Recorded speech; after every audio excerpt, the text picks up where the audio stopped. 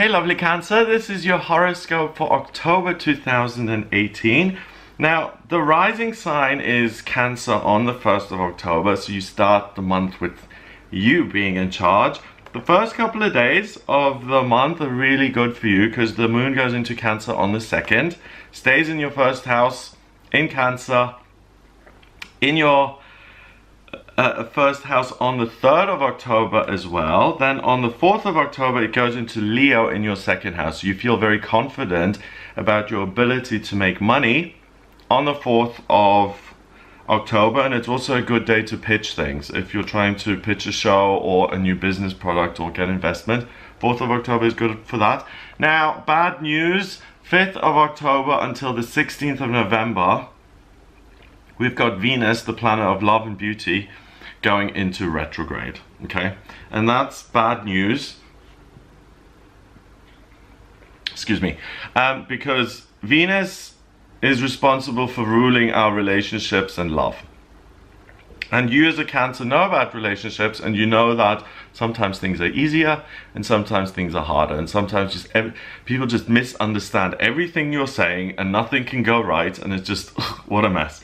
So your existing relationships will seem a little bit more intense than usual, so a light touch is required. Don't criticize anyone.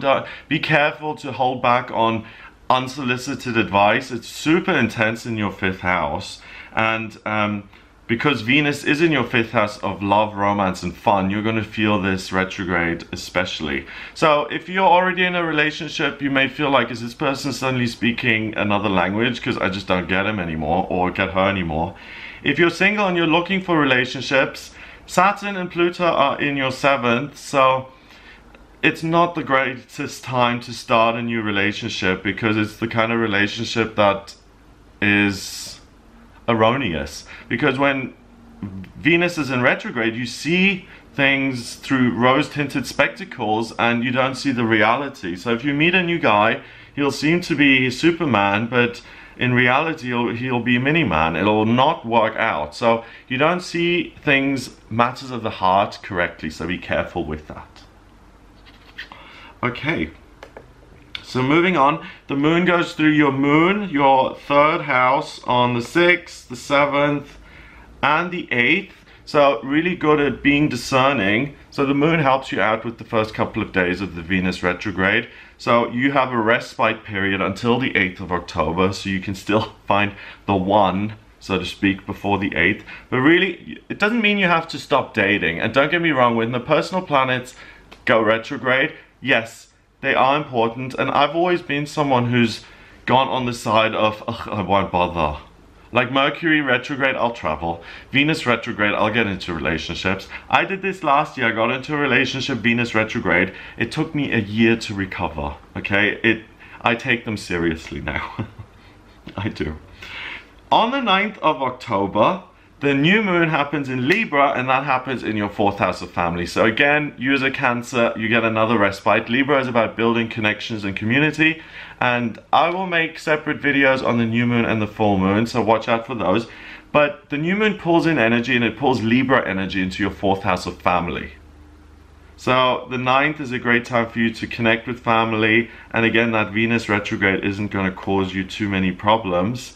And because of your Cancer nature, because you understand feelings, you're going to be able to handle this much better than most of the other signs. On the 10th of October, Mercury, the communication planet, moves into Scorpio in your 5th house, making things even more intense. So the attitude and the mantra for October is don't take it so seriously. Keep things light. Give people the benefit of the doubt. You know, sometimes when you're really angry at someone and they've done something that you specifically instructed them to do and they really let you down, you can forgive people that, and you can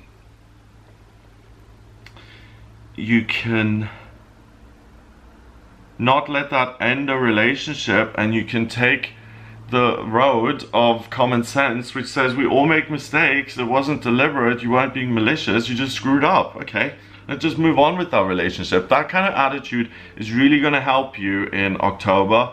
If the attitude is I've never felt so ashamed, so betrayed, so lonely. Melodrama, that's not going to work for you. That will really put a strain on your relationship. So don't be a prima donna if you can. From the 10th of from the 10th of October through until the 11th, 12th, 13th, 14th, the moon is in your 5th and 6th houses. So real focus on relationships with other people, work, and personal life. There's a nice balance here between the 10th and the 14th.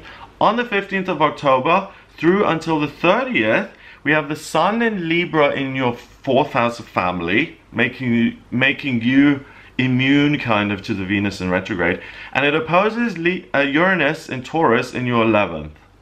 So now this is where your immunity ends. Diplomatic immunity from Venus retrograde gone. You're likely to now meet someone between the 15th and the 30th who appears in your friendship group or who appears as a friend and who suddenly appears to be everything. Yeah. And remember, Venus retrograde, whenever someone seems to be everything, they deliver Zippo. So don't get fooled, be smart. We've been down this road before. They look all shiny and new and sexy, but then when you get to know them, especially during a Venus retrograde, be careful, okay? So, you've got to be on your toes here. Your moon is also over the next couple of days in Aquarius, especially until the 20th. That doesn't help, because it's very much, I'm a humanitarian, I see the best in people. And you've got someone who's kind of hovering on the sidelines, possibly saying, oh, there's someone I can kind of mess with, or...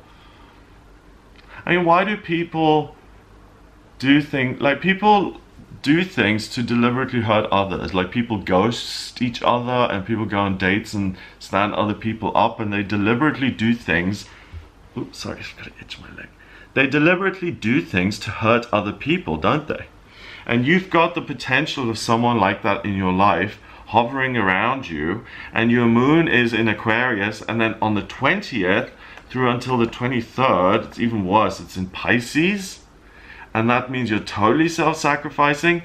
22nd, 23rd though is better because more Aries energy comes into the chart and you focus more on work. If I had to suggest something to you, Cancer, I would suggest that you focus mostly on people you already know in your life, family, friends, and that you're very wary of strangers, stranger danger this month.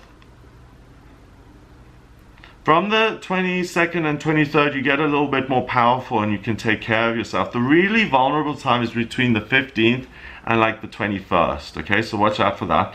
On the 24th, the full moon happens in Taurus. That happens in your 11th house.